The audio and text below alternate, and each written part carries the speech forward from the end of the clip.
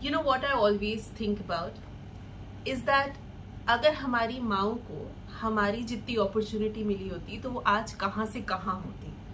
Like think about it. मैं एक corporate lawyer हूँ, मैं अभी 30 साल की होने वाली हूँ, मैं करीब 6 साल से काम कर रही हूँ एंड पेपर पे ये बहुत अच्छा लगता है। मैं एक अच्छे लॉ स्कूल में भी गई थी, लेकिन ये कोई बहुत एक्स्ट्रा ऑर्डिनरी अचीवमेंट्स नहीं है। ऐसे बहुत सारे लोगों का सेम करियर हो रहा है, लेकिन मुझे बहुत प्रिविलेज मिली है। मैं अपनी मम्मी पापा की इकलौती बच्ची हूँ, उन्होंने मुझे कभी किसी चीज से रोका नहीं। हमारी पूरी फैमिली इंजीनियर्स की है, लेकिन जब मैंने उनसे कहा कि मुझे लॉयर बनना है, उन्होंने एक बार भी नहीं बोला कि तुम लॉयर नहीं बन सकती। तो ये बहुत बड़ी प्रिविलेज है। Yes, in the grand scheme of things you will say कि ये बेयर मिनिमम है एंड ऑल दैट, बट नहीं। मैं 1995 में पैदा हुई लड़की की बात कर रही हूँ। मेरे मम्मी पापा ने कभी नहीं सोचा कि उनका लड़का नहीं है। मेरे मम्मी पापा ने कभी नहीं सोचा कि ये मैथ्स लेने, साइंस स्ट्रीम लेने के बाद भी साइंस पे इसने कोई करियर नहीं बनाया। जैसे ही मेरे पापा को मैंने बोला कि मुझे क्लैट देना है, क्लैट जिसके बारे में किसी को पता भी नहीं था हमारे घर में पहले, my father started researching on it. हमारे घर में इंटरनेट भी नहीं था, उन्होंने जाके रिसर्च किया, उन्होंने ब्रोशर्स लाए, उन्होंने बोला अच्छा क्लैट में के महीने में होता है, तुम्हें ये प्रिपेयर करना है। मैं कोई कोचिंग नहीं गई, मैंने सिर्फ उन्हीं किताबों से पढ़ा है जो मेरे पापा घर लाते थे। और वो किताबें उन्हें कैसे मिलती थी? अपने सब दोस्तों रिश्तेदारों से बात करते थे, पता लगाते थे कि डिस्टेंट कहाँ से कहाँ किसने क्या क्लैट दिया। हम लोग 2 लोगों को जानते थे जिन्होंने क्लैट दिया, और वो किताबें लेके आते थे। ये वीडियो में मैं बहुत सारी अपनी जर्नी के बारे में बात कर रही हूँ, पर ये मेरी जर्नी के बारे में है ही नहीं। इमेजिन अगर मेरी जितनी प्रिविलेज, अटेंशन, लाइक इतना सारा प्यार, इतना सारा रिस्पेक्ट अगर मेरी माँ को मिला होता।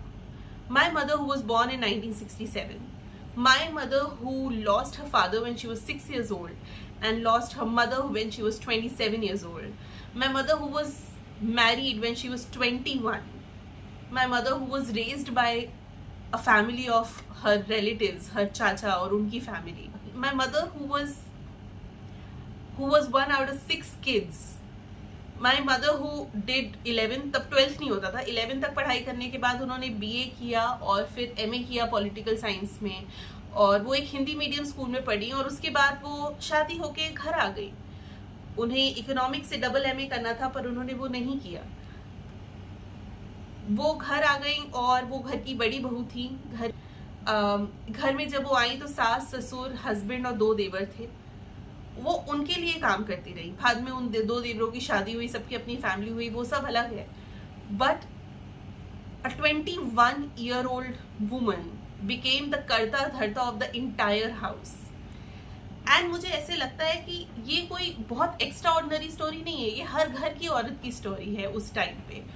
लेकिन इमेजिन अगर वही 1967 में पैदा हुई औरत, जिन्हें 21 इयर्स की उम्र में इतनी बड़ी रिस्पॉन्सिबिलिटी झेलनी पड़ी और वो इतने टाइम से एज अ हाउसवाइफ जी रही हैं, अगर वो 95 में मेरी जगह पैदा हुई होती, अगर उन्हें ये सब मिला होता, अगर उन्होंने भी मैथ्स लेना था तो उन्हें मैथ्स लेने दिया जाता और उन्हें क्लैट देने दिया जाता, वो भी नेशनल लॉ स्कूल जाती, वो भी क्लब्स और पब्स में जाती, वो भी बड़ी बड़ी लाइब्रेरीज में बैठ के बड़ी बड़ी किताबें पढ़ती और बड़े बड़े मूड कोर्ट कॉम्पिटिशन्स में पार्ट लेती, एक बड़े से लॉ फर्म में काम करती, दूसरे देश जाती, दूसरे शहर जाती, अपने बैंक अकाउंट में अपना पैसा रखती।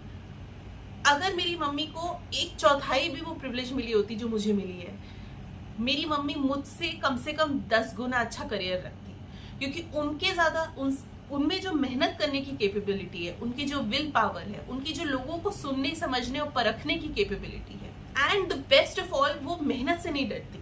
अगर वो कॉर्पोरेट लॉ में होती या वो एक किसी भी तरह की कॉर्पोरेट जॉब में होती, तो उनका जो वर्क एथिक है, हम लोग बात करते रहते कि वो इतना काम करा दिया, ये करा दिया, वो करा दिया, and my mother is like, why are you not thinking that you are getting paid of it? हमने इतने सालों इतना लेबर, इतना मेहनत किया, I still work more than you, I am going to be in my 60s and I don't even get paid for it, you are at least getting paid handsomely for it. एक simple example देती हूँ, मैंने अभी अपनी mummy के phone में Duolingo डाल दिया है और वो उसमें इंग्लिश और मैथ्स पढ़ती है। वो हमेशा कहती थी कि जब वो स्कूल में जाती थी तो इंग्लिश और मैथ्स उनके सबसे कमज़ोर सब्जेक्ट्स थे, क्योंकि वो एक हिंदी मीडियम स्कूल में पढ़ती थी और इंग्लिश में उनका उतना कॉन्फिडेंस नहीं था और उन्हें मैथ्स से डर लगता था। जब वो बड़ी हुई तभी भी वो डर उनके साथ बड़ा हुआ। आज वो डुओलिंगो करती हैं एंड मैंने टेल यू, जिस दिन से डुओलिंगो उनके फोन में डाल के मैंने उन्हें समझाया कि ऐसे चलता है ये ऐप, तब से उस ऐप को उन्होंने एक भी दिन मिस नहीं किया है। वो रोज रोज इंग्लिश पढ़ती है, उन्होंने कॉपी बनाई हुई है, वो मैथ सॉल्व करती है। अगर इतना ही डेडिकेशन उस टाइम वो उनको प्रोत्साहन मिला होता स्कूल में कॉलेज में, तो वो इसी डेडिकेशन के साथ पढ़ाई करती और आज कहाँ से कहाँ होती। Imagine a woman who was born in 67, उनकी बेटी हुई in 1995 and she gave her everything that she never had. आपने कभी भी सुना है कि कोई भी इंसान किसी दूसरे इंसान को वो चीज दे दे वो जो उनके पास कभी नहीं थी, पर मेरी मम्मी ने मुझे वो दिया है। एंड आई एम श्योर अगर आप मेरी एज ग्रुप की एक लड़की, आपकी मम्मी ने भी आपको अपने से बढ़ के दिया। जब मैं 19-20 साल की हो गई, मैं लॉ स्कूल में पढ़ती थी, बड़ी पैशनेट थी, मैंने अपनी मम्मी को फेमिनिज्म का अर्थ समझाया कि फेमिनिज्म ये होता है mummy. And my mother just looked at me and said, "Isn't this just common sense?" ये तो हम हमेशा से बिलीव करते हैं। मुझे अच्छे से याद है कि जब हस्बैंड वाइफ के जोक्स होते, जब व्हाट्सएप पे जोक्स होते थे हस्बैंड वाइफ के, तो मेरी मम्मी हमेशा उसमें ऑब्जेक्ट करती थी और वो हमेशा बोलती थी कि हस्बैंड वाइफ के जोक्स नहीं होने चाहिए, वाइफ कितना करती है हस्बैंड्स के लिए, ऐसा तो कोई जोक नहीं है कि हस्बैंड परफेक्ट है पर हस्बैंड्स पे हम बैठ के जोक नहीं बना रहे। So my mother was the first force of feminism in my life when I was 7 or 8 years old, when I didn't even know that the word existed, and when I got to know that the word existed, my mother had perfected it and it was her way of living. जब भी कोई कहता था कि तुम्हारी बेटी कितनी अच्छी है, वो तो तुम्हारा बेटा है, तो वो हमेशा बोलती थी कि मुझे कोई बेटे की कमी नहीं है और मेरा बेटा नहीं है, मेरी एक बहुत अच्छी बेटी है and I am proud of it. और अगर आपको उसकी तारीफ करनी है तो आप उसे बेटी बोल के करिए। बेटा बुलाना इज नॉट अ सुपरलेटिव। ये सारी चीजें बहुत इवॉल्व बातें जो आज हम नेट पे मीम बना रहे हैं और उसके बारे में चर्चा कर रहे हैं, पर ये मेरी मम्मी का लाइफस्टाइल बहुत पहले से है। All I am trying to say is that एक डॉटर गिल्ट भी होता है। When I look at my mother and when I know that she is the strongest, kindest, most resilient person in my life, और अपनी mummy से ज्यादा मेहनत करना और अच्छे इरादे से मेहनत करना मैंने किसी में नहीं देखा है। एंड आई एम श्योर अगर आप भी ये वीडियो देख रहे हैं, आपको भी अपनी मम्मी से अच्छा इंसान नहीं पता होगा। मुझे ऐसे लगता है कि अब मैं क्या कर सकती हूँ। Now I am going to be in my 30s and this is when you have the most agency, right.